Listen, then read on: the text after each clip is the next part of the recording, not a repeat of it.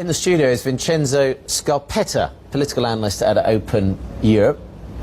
Just address some of those points Julia's raised. Why would it make a whole load of difference if we've got Renzi instead of Letta at this stage? I mean, surely what we want is a change in the electoral law.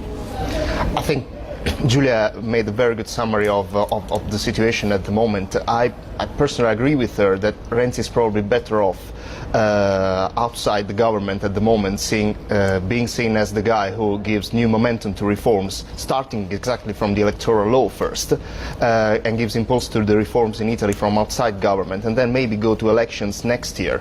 But at the moment pressure is mounting, and it's very interesting how the usually quiet and patient Enrico Letta yesterday literally took his gloves off and said, if someone wants to replace me, please say it openly, which changes the game and spices up the party meeting a bit more. Yeah. What about getting the electoral law changed? Yes. I mean, we can't really do anything till that happens, can we?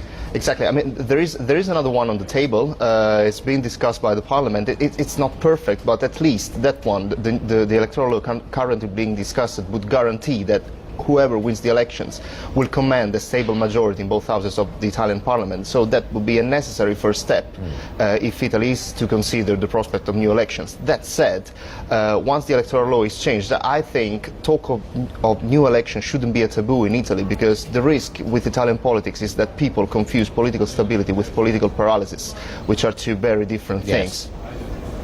Jules?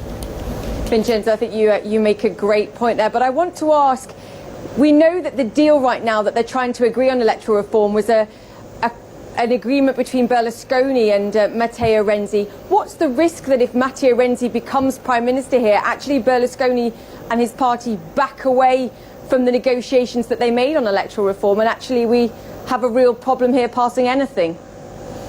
Well, there is a risk, actually. There is a risk because if Matteo Renzi takes over power now, it would expose himself to political attacks from the Five-Star Movement, but also potentially from Berlusconi's party, saying it's the third consecutive prime minister who has not won an election and is there because of negotiations within his own party, because of a party power struggle.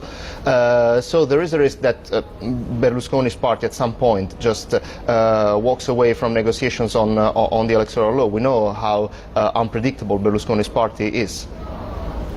Vincenzo, good to see you. Thanks for that, Vincenzo Scarpetta.